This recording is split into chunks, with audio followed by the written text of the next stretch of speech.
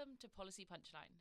Here on the show, we interview scholars, policymakers, and leaders shaping the frontier issues of our world today. I'm Alice McCarthy, co-president of Policy Punchline, and I'm joined today by my fellow co-president, Maddie Feldman. Our guest today is Sam Wang, a Princeton neuroscientist, democracy reform advocate, and candidate for Congress in New Jersey's 12th District.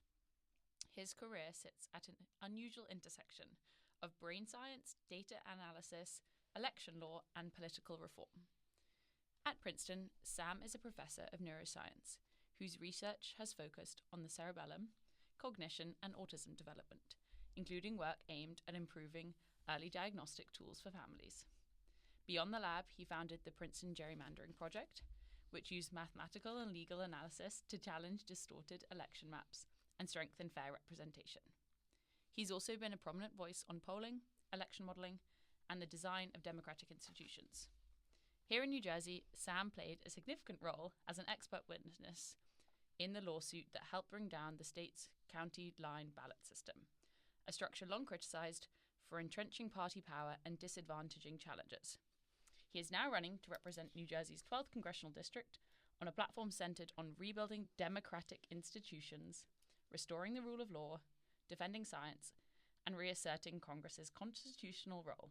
Sam, we're very pleased to have you on Policy Punchline today. Well, Alice and Maddie, it's a pleasure to be here with you.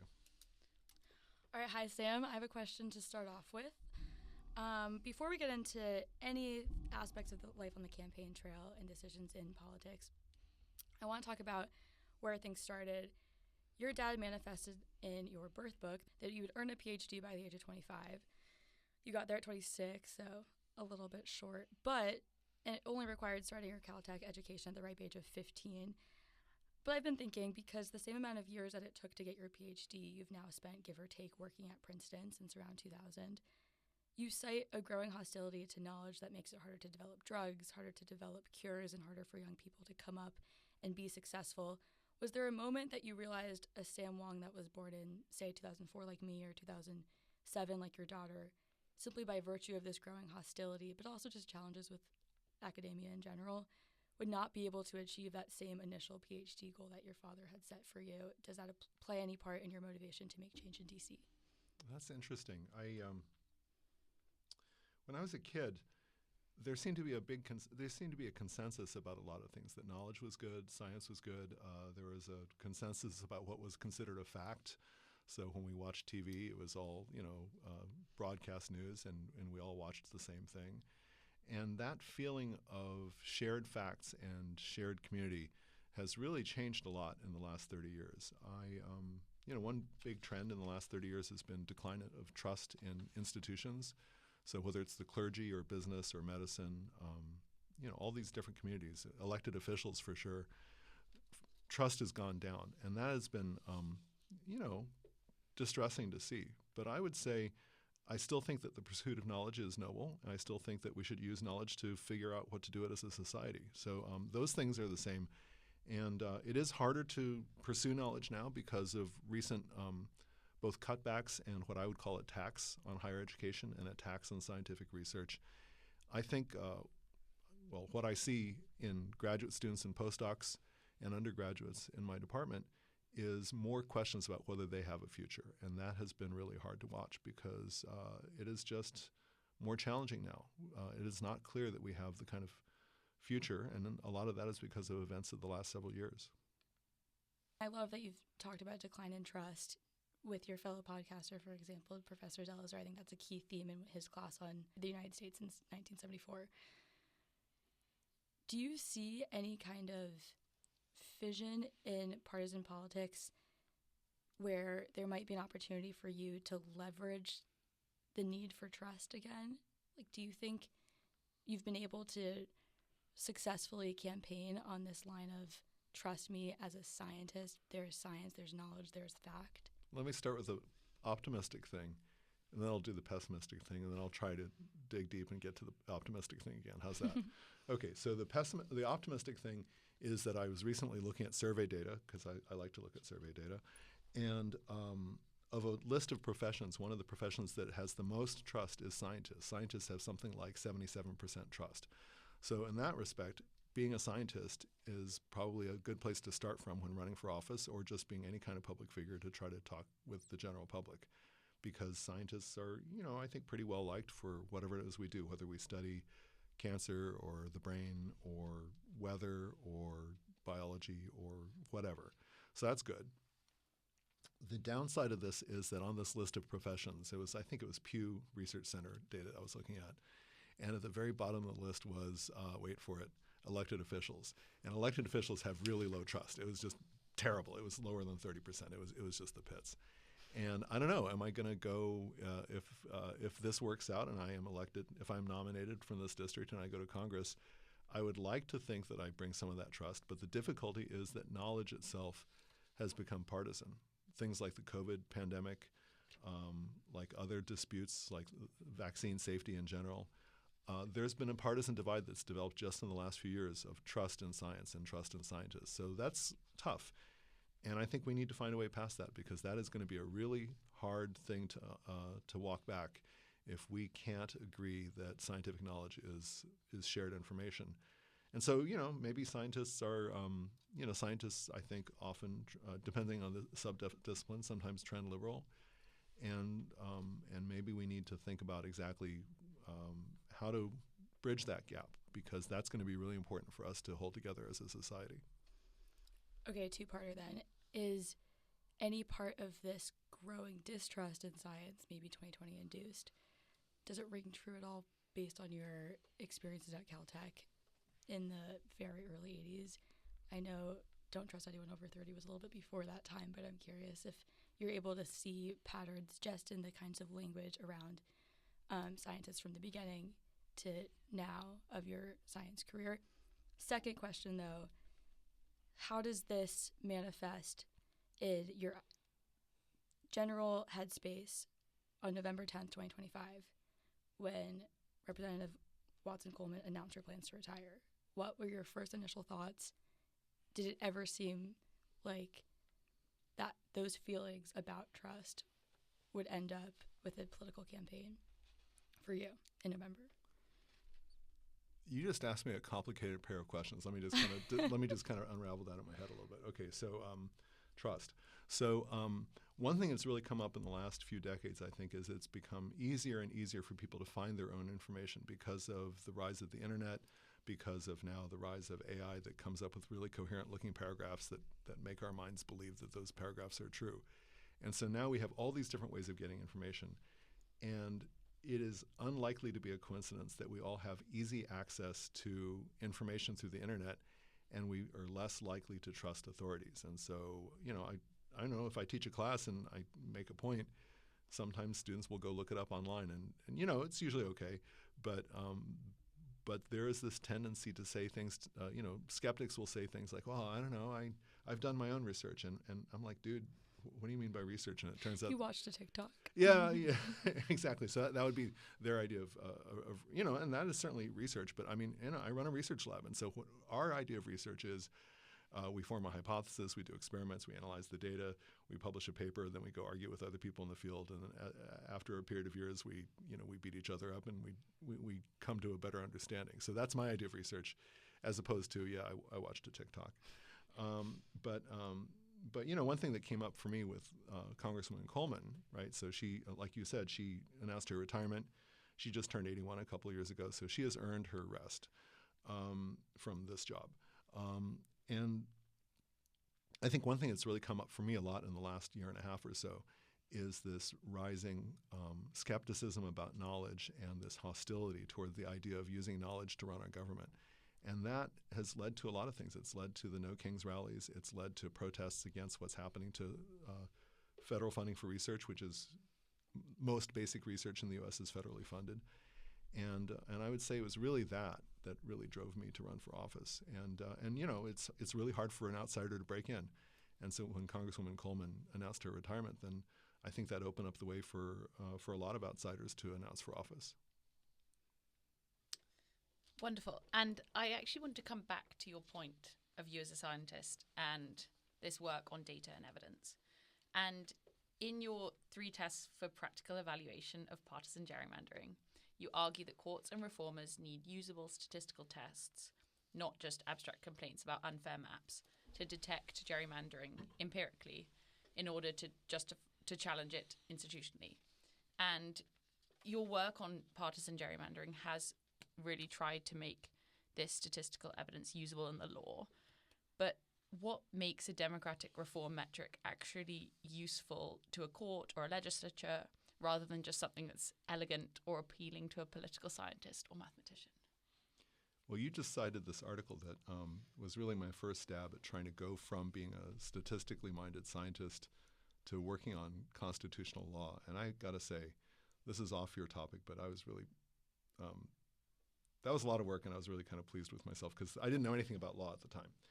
And I was trying to understand how this simple unfairness, this asymmetry where one party gets an advantage over the other side, I had statistical ideas of how to measure that. And that article that you're citing is me trying to turn that into law. And so the first thing I did is I went and visited a bunch of law scholars around the country, and I tried to understand how they thought about things. And the big barrier there is taking a simple, let's say, statistical idea, which is that, kind of a golden rule idea, which is that, look, if a plan is 55% of the vote gives 60% of the seats for me, then if you get 55% of the vote, you should also get 60% of the seats. And so this kind of the idea of like, I cut, you choose, like both sides should be at an equal advantage. You split, I pick. Yes, exactly, exactly that. And Maddie is correct. And so I had to learn how to turn that into law. And that article that you're citing was my attempt to do that. And I will say it ended up getting turned into a brief at the Supreme Court. Chief Justice Roberts cited it. So I thought, okay, surely the brilliance of this mathematical argument is going to lead to them curbing gerrymandering. And at the last minute in his decision, he wrote, but the math is not the point. And I'm like, no, dude, the math is the point. And he's like, no, math is not the point. We're not going to go there. They said the word that he used was justiciable. And justiciable is a fancy word for we're not going to go there. And that was heartbreaking because now in the last year, we have seen this massive wave of gerrymandering. We've seen racial gerrymandering basically now, frankly, become legal with last week's Louisiana versus Calais decision. And so that was heartbreaking because I think there was a path to turn math into law, and they just didn't go there. And I've over the last 7 years since they did what I thought was the wrong thing, I think the Supreme Court is out of touch with simple principles of fair play. And that has been really a hard thing for me to deal with. And it's a big reason why I'm running now. Totally. I think that's a very noble reason to be running. And on your point about law, you have since then become a little more involved in law, and especially in New Jersey.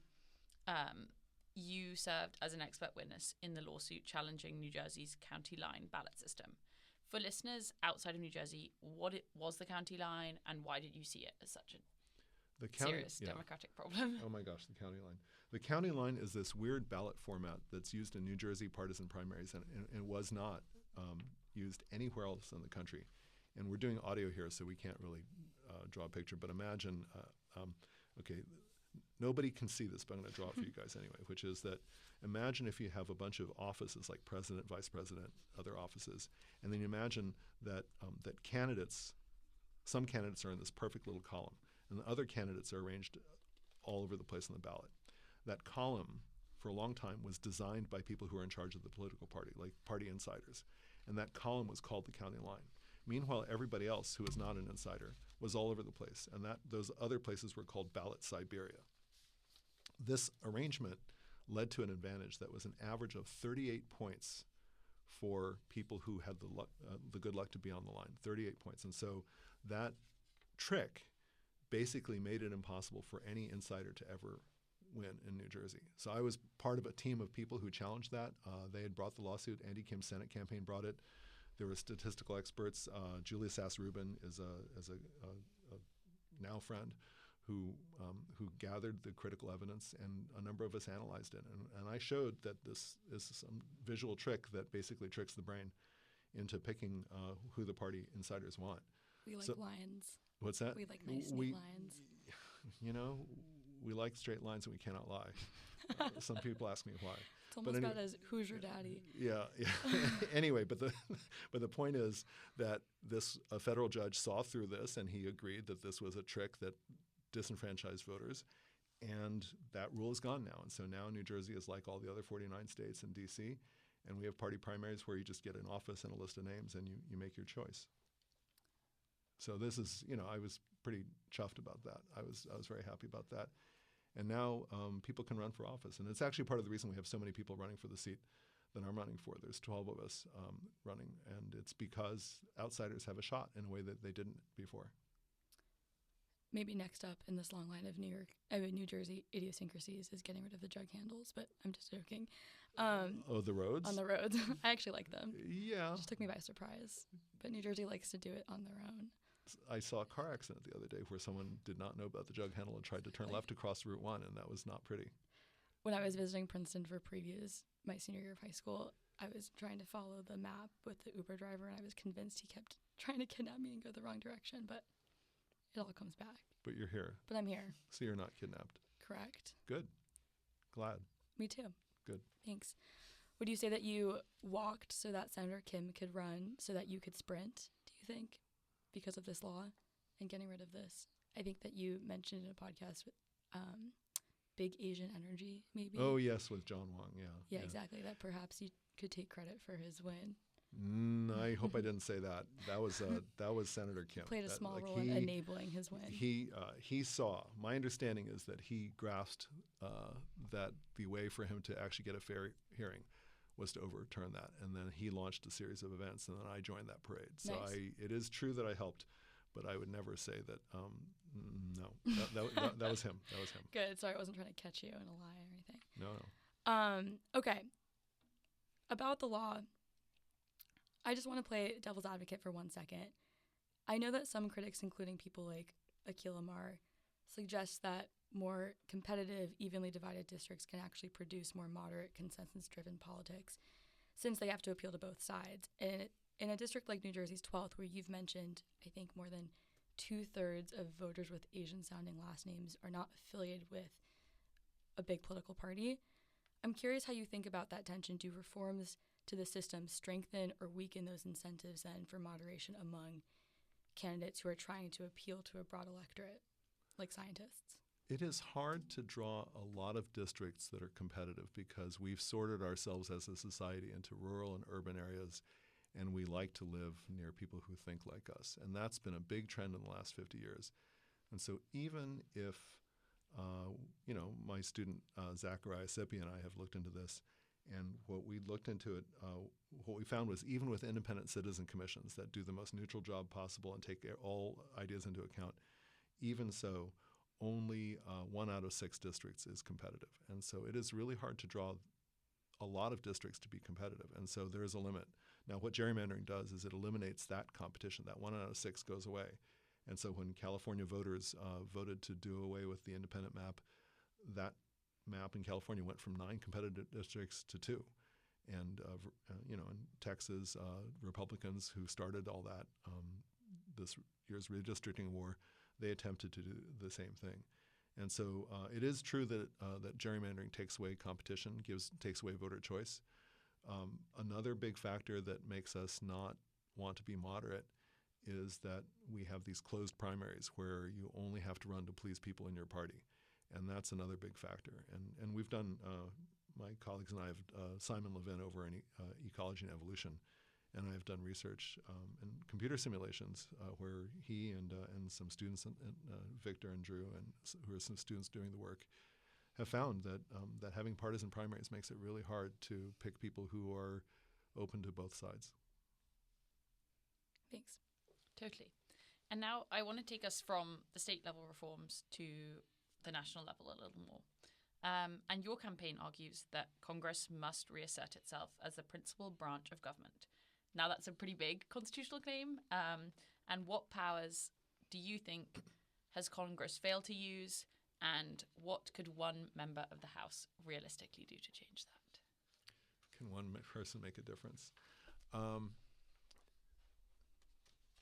I would say over the last 10, 20 years, it's become clear that the rights, the conservative right-wing branch of American society, at least the thought leaders, have settled on the idea of the unitary executive as their theory of how to make change.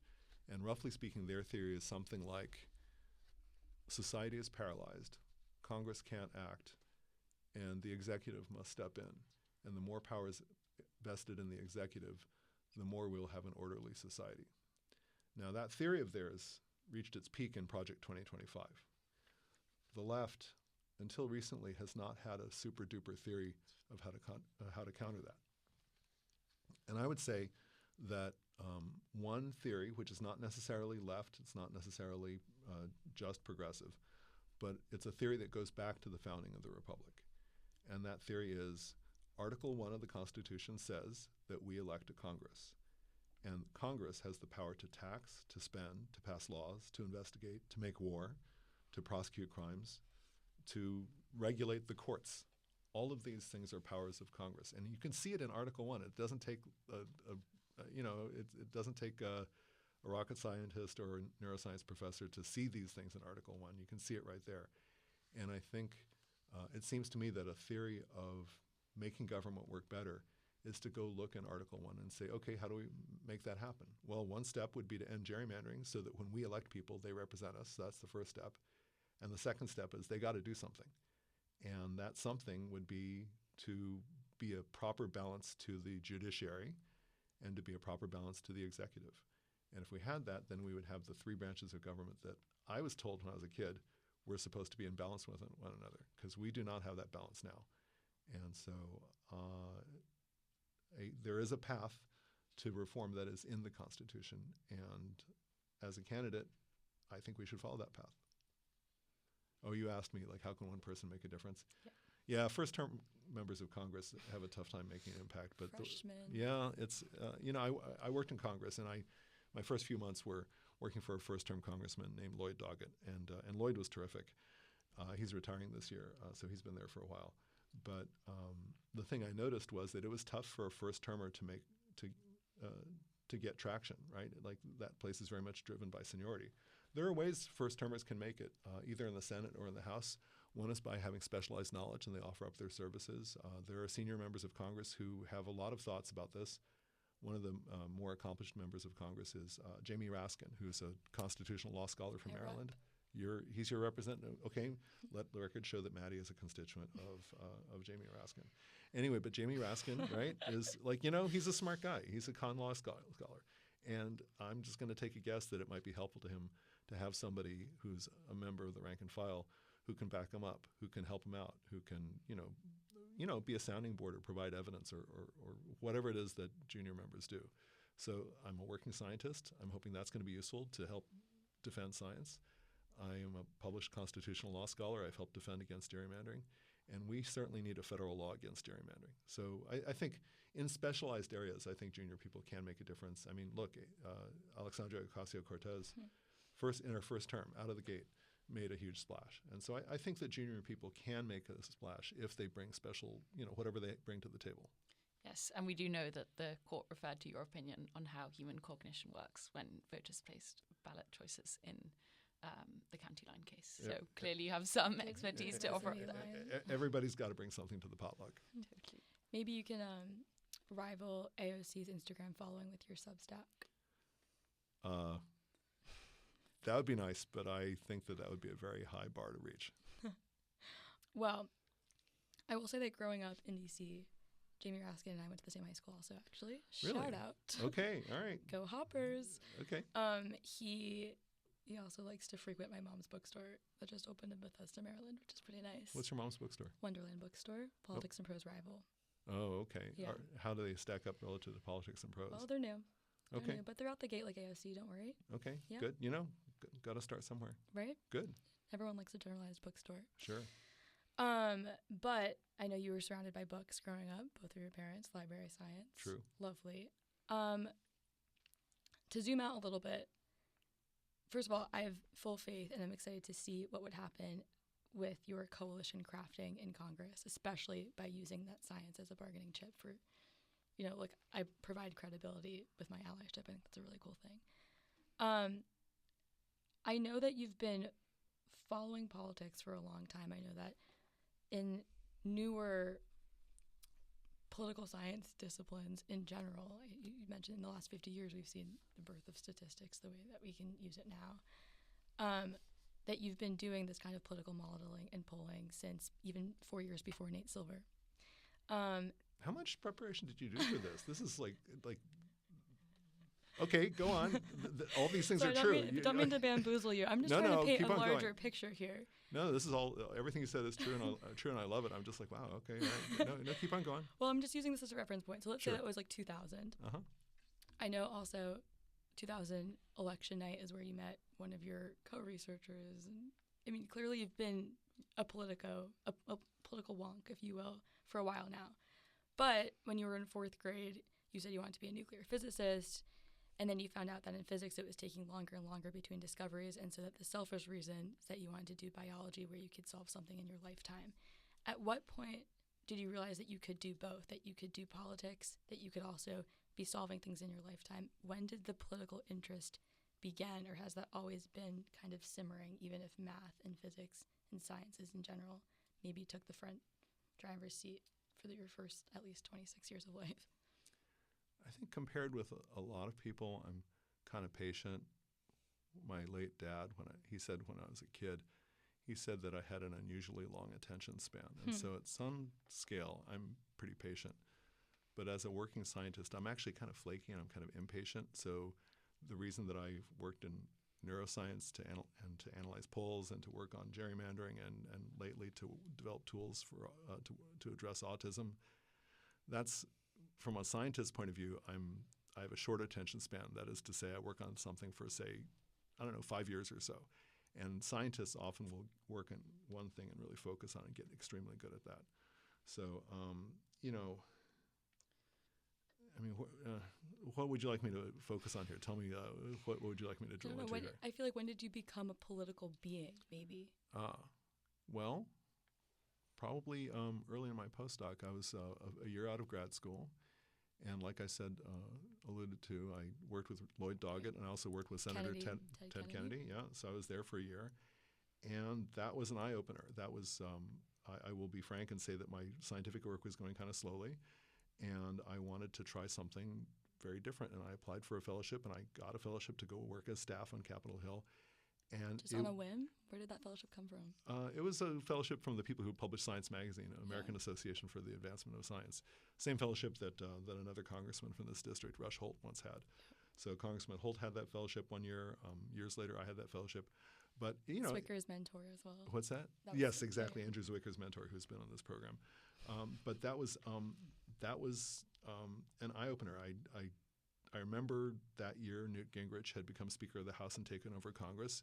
We are all heirs to this, what Professor Zelizer calls a smash-mouth style of politics, and we are now all part of that. So on the one hand, Gingrich is a pioneer. On the other hand, that was, in some ways, I'm nostalgic for that because I got to see Ted Kennedy shut down the Senate to get a minimum wage increase. And I'm like, okay, well, it's possible to do that. And so I saw a master of Senate procedure make change. And so that was very interesting to me. And I thought that it was a one-year experience. I thought I'd go back to science and go be a scientist. But, it stayed with me that a person can make a difference. And a lot of my work in elections is trying to understand,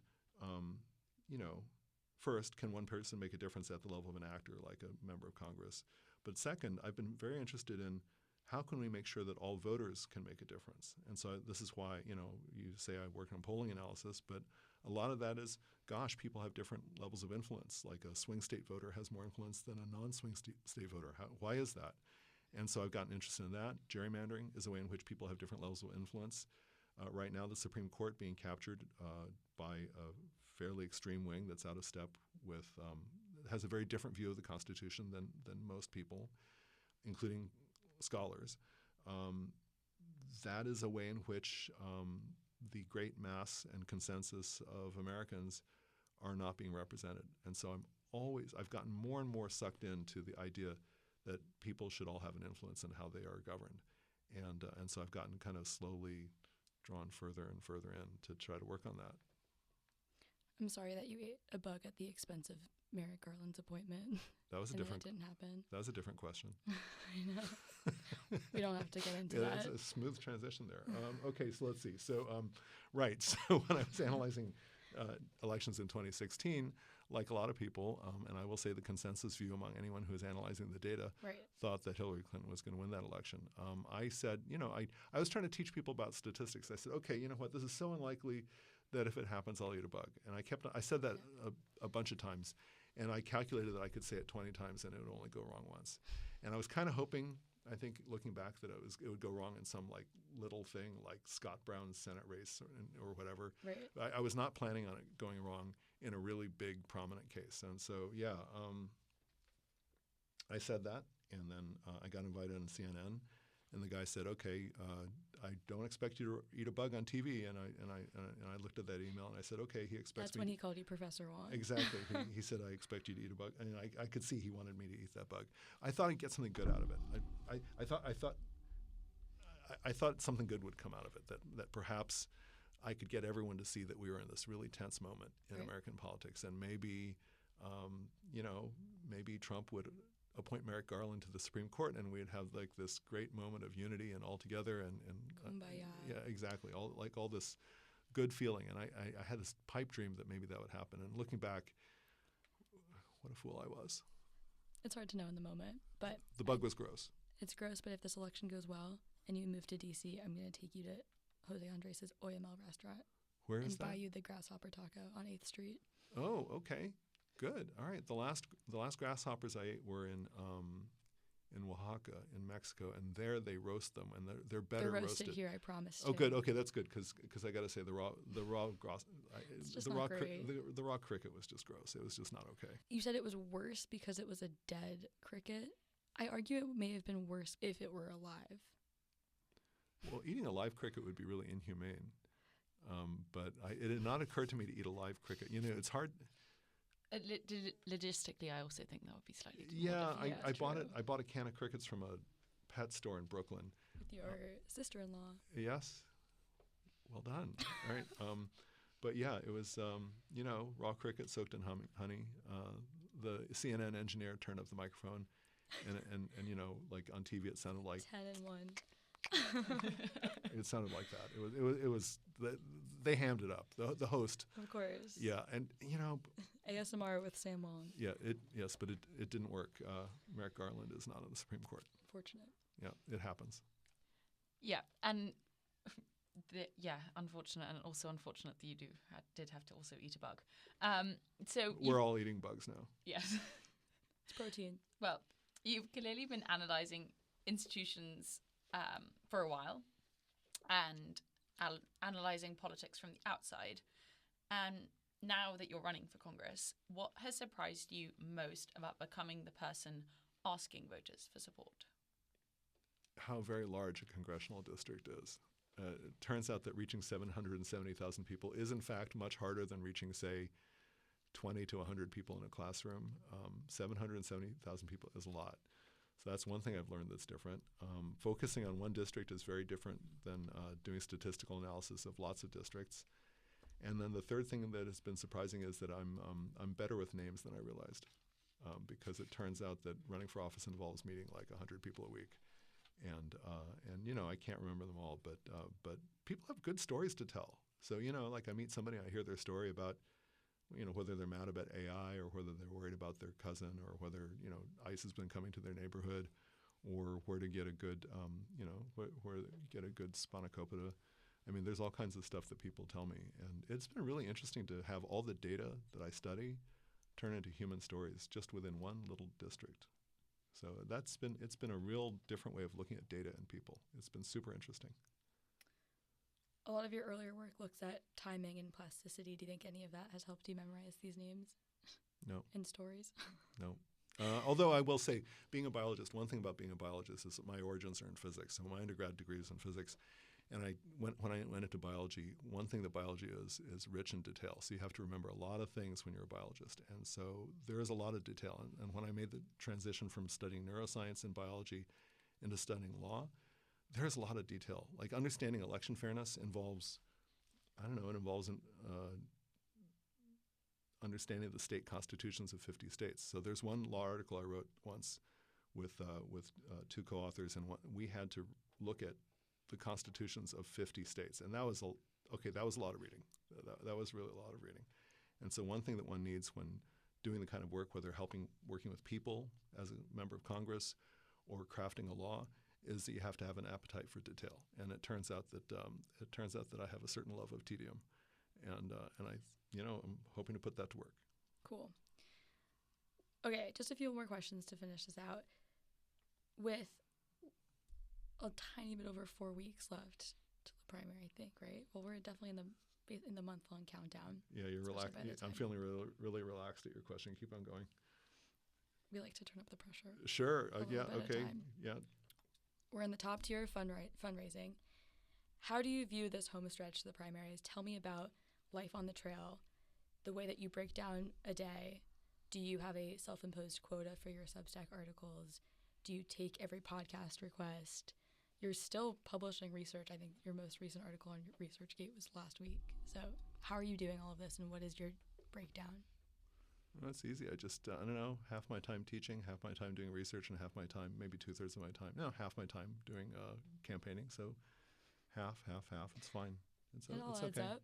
Yeah. So the serious answer is that it turns out that a primary campaign really heats up toward the end, because most normal people are not paying super close attention to a primary election within their own district. And what that means is that it is all name recognition. I was talking with Senator Kim last month, and he was very Asian dad. He was kind of like, oh, your problem is that you don't have good name recognition. You got to get yourself out there. And the challenge is how to get one's name out there. It's just really, it's a huge amount of work to amplify one's message. And things are getting faster and faster. I think some ways things are going well. People who care about science and democracy are coming out of the woodwork and helping support the campaign. Locally, we're putting up yard signs all over the district, and they look great, by the way. Thank you. I have run past several. I do a lot of running around Princeton, and I've seen a lot of them.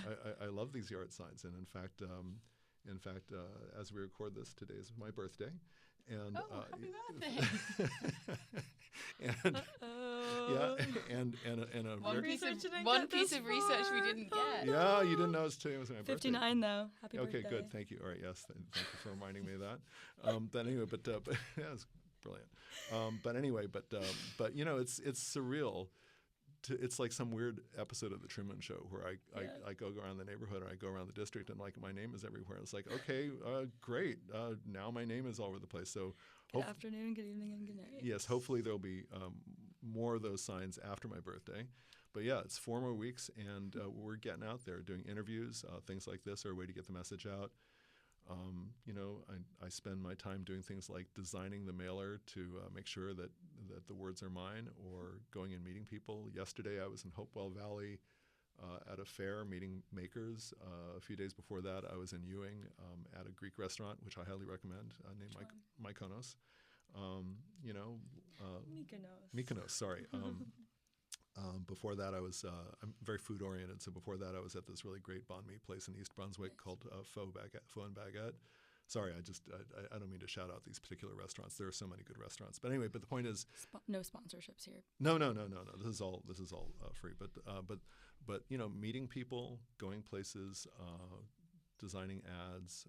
But yes, interviews are a way to amplify, because whether it be, I did a podcast with some high school students last night, and they told me that their audience was, not huge, but pretty good audience. Although they did an excellent job, not as good as you, but they did a good job. They were kind of like embryonic, right? Like get to your stage, they're going to be pros. Hopefully they'll be half as good as you. But anyway, but we walk so they run. Sure. You walk so Nate Silver runs. I have so much to say about Nate Silver. Hey Nate, how you doing? Good. Nate, you got to cut back on the online gambling. It's not good for you. It's not good, Nate. Okay. Polymarket or Kalshi? I don't know. I think he has an endorsement deal with one of them. I'm a little bit vague on that. I don't really follow him anymore. But anyway, it's a varied activity. I will say running for office is the most varied thing I've ever done. It's like setting up a research lab, except 10 times faster. And apparently the last 4 weeks of a campaign, are about 3 times faster than that. So Are you sleeping enough?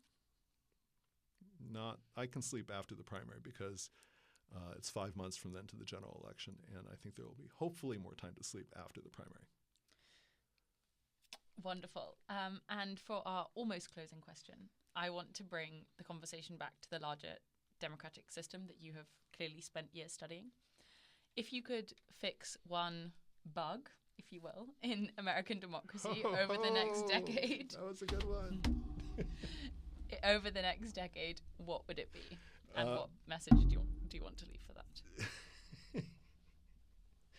If I could fix one thing, it would be probably to fix the Supreme Court. That would be the one thing I would fix, because a lot of things that are difficult about where it's hard for us to reach a consensus, it's hard for Congress and the president to be effective, is that the Supreme Court is become this institution where just 9 people appointed for life have a huge amount of influence over us. And so if we had a larger Supreme Court, which Congress can control, if they had rotating terms, which Congress can control, then that would be the one thing I would fix. A lot of other things. Now, that's not to say that I don't care about, think of all the things that I didn't say.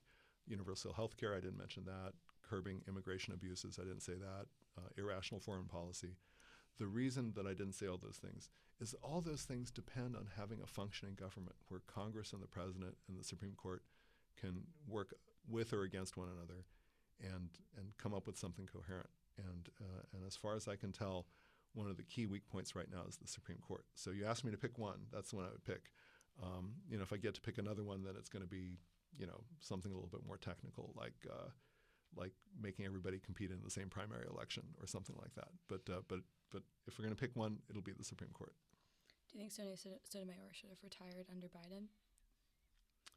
I think that we need a system in which we are not so dependent on individual justices, whether it be her or Alito or any justice. Nice. We need to have a way to have the Supreme Court broadly reflect what multiple presidents and millions of voters think. I like that, and I like that your final call to action that I think was in the same vein in your most recent article in response to the VRA gunning. We need to do more. The Louisiana versus Kelly's decision just really drove me over the edge. Just this backwards, upside-down interpretation of the Voting Rights Act and about what work to represent people, that just made me realize we need a new Voting Rights Act. Yeah. We need to outlaw racial gerrymandering, partisan gerrymandering. There was just a lot that had happened there. That was really galvanizing in a bad way. That decision is going to be bad, like the way Plessy versus Ferguson is bad the way Korematsu is bad. I'm being a constitutional law nerd, but there are some really bad decisions. What's that? West Virginia versus EPA, IMO. Okay. That's my subtle addition. Deep cut. Let's go there. Okay, everybody listening to this, look these all up, and your blood will boil. Okay, so everybody listening, let's just learn from Maddie. You won't just be enraged; you'll be pig-bitingly mad. Very good. Anyway, final question.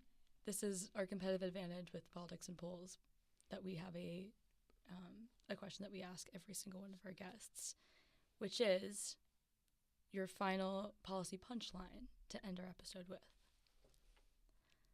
That's the question? That is the question. I already blew it with the Supreme Court. Is there another thing I need to come up with? What is your, how would you, so the punch, tagline? Well, yeah, what is your tagline? What is your punchline? What is your... A scientist to save our democracy. Love it. Love it. Thank you so much, Sam, for joining us today. Oh, and I have to self-promote. If you want to learn more, samfornj.org, samfornj.org. Just, if you want to learn more. If you want to learn more, rewind 10 seconds and you can listen to that again, because I didn't remember it. If you live in the 12th District of New Jersey, make sure you are registered to vote. Yes, everyone should vote, especially 4 weeks from now. Yes. And Sam, thank you so much for joining us today and for helping us think through how democratic systems actually work, from gerrymandering and ballot design to Congress, science, and the rule of law. You've given us a rare window into what democratic repair could look like from the perspective of a scientist, reformer, and candidate. And that concludes today's episode of Policy Punchline. Thank you to our listeners for tuning in. We hope you'll join us next time. Thank you, John. All right.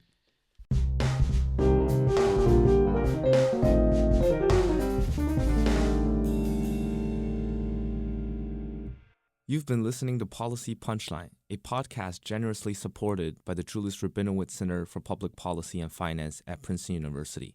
Policy Punchline is intended to be informational only and does not reflect nor represent the views of Princeton University or the Julius Rabinowitz Center for Public Policy and Finance.